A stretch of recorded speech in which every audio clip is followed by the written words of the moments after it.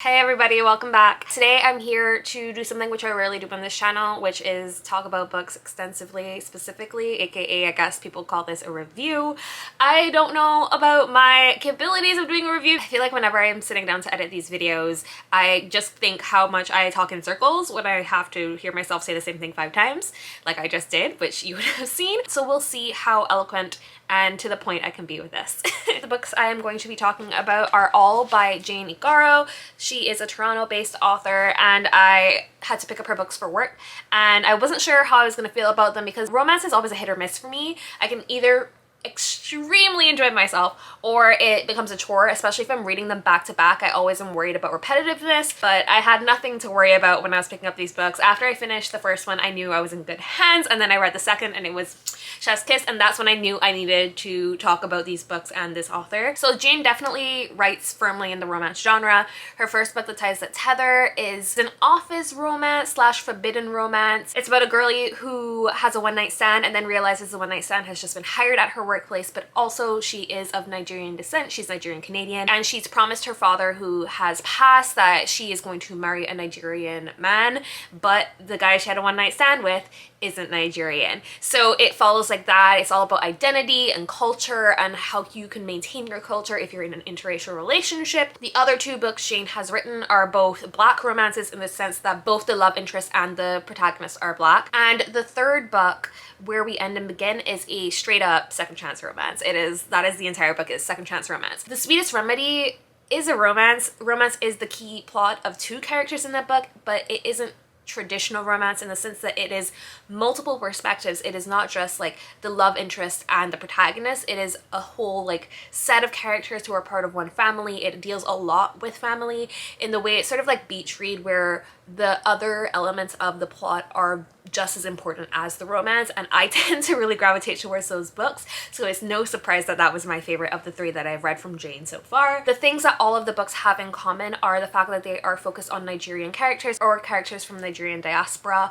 The quality of the writing is just fantastic. Like, even if a certain trope isn't working for you, you can't deny that the book has a certain quality of writing, which is very good and still makes the book enjoyable to read. The characters are all different. They all face different challenges, and therefore it makes each book feel distinctive and not repetitive and similar, which was an experience that I had recently with another author that I mentioned. Another thing that I really enjoy about Jane's writing style is the way her characters communicate. I feel like it's not like anything I've read in romance before, where they just especially in The Sweetest Remedy, those characters barely had any miscommunication. It felt like such a secure attachment, which, like, as I was reading attachment on the side, it was insane to be like, wow, they're just vibes. They're just so good with each other. They just immediately are connected and like are just pursuing things, and I really enjoyed that because it felt different from other stories where there has to be conflict at all times to keep things interesting, and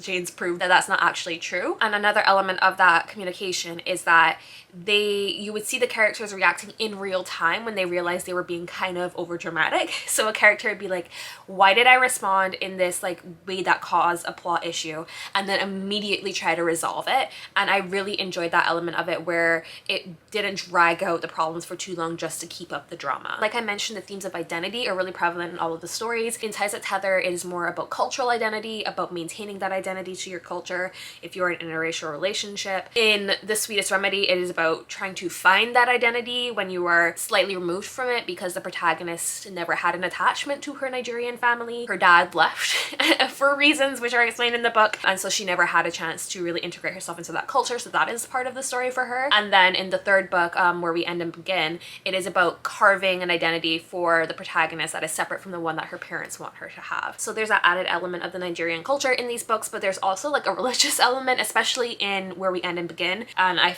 always find that very interesting because I don't feel like I often see religion in the books that I'm reading, especially romance books that are more Western focused. So talking about each book specifically for a minute, Ties That Tether is set in Toronto, like I mentioned just now, and it follows a girlie that has a one-night stand and then realizes that the person she had a one-night stand with is now hired at her company, and the problem with their relationship and why they can't be together, besides the fact that they work together, is she promised her dad when he was on his deathbed that she would marry a Nigerian man to stay connected to her culture because she grew up in Nigeria and then moved to Toronto. So that is the whole basis of their conflict. For people who get the ick for pregnancy plot lines, this does include a pregnancy. It happens so early on that I don't feel like that is, like, you know what's gonna happen. When you're, from the first couple of chapters, you realize what's happening immediately. I don't think that's a spoiler. I am someone who normally does not like pregnancy plots, and I did not find it a problem in this book because yes, the character is pregnant, but that is not the source of the drama. It's everything that's happening while she is pregnant, like in her relationships with her family. That is actually the source of the drama, and it worked for me. So like, I'm just saying, don't let that hold you back. Try it. So the second book, The Sweetest Remedy, follows Hannah. Her mom is American and got pregnant. Dad left to go back to Nigeria. Hannah has never had a relationship with her father. She's only met him once. And so when her father dies, she's invited to go to Nigeria to attend the funeral, and her mom convinces her to go. Her dad is really rich and owns a bunch of businesses, so it is a culture shock for her because she's like not wealthy in America. And while she is at a party in America, she meets this guy, and lo and behold, he is a very close family friend, so they strike up a romance while she is there for her dad's funeral. And it's a lot about her connecting with her family and about like connecting with the culture, which she hasn't had the chance to explore before. And we also get the perspective of all of her family members as well as the love interest. And this was my favorite. I loved the added family drama element of it. That was so good. And then the third one, Where We End and Begin, this is a second chance romance. So the two protagonists were secondary school sweethearts, and they lost touch when one of them moved to America.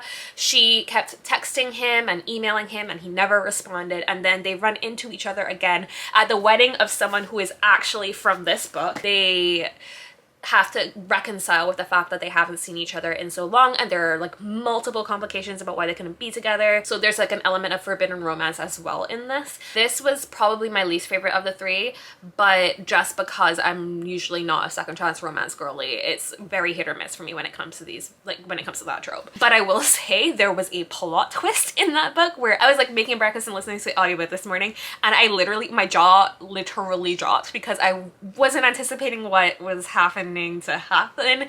And that's all I'll say about that. So if you guys are looking for any romance books to potentially be on your TBR for February, or like in general this year, I definitely recommend checking out Jane Igharo's books. And I can't wait to see what else she comes out with, because there might be a new one this year. I'm not sure, because Where We End and Begin was a 2022 release. So fingers crossed there's another book in the works that I will potentially be able to read in 2024 when I'm done with this reading challenge.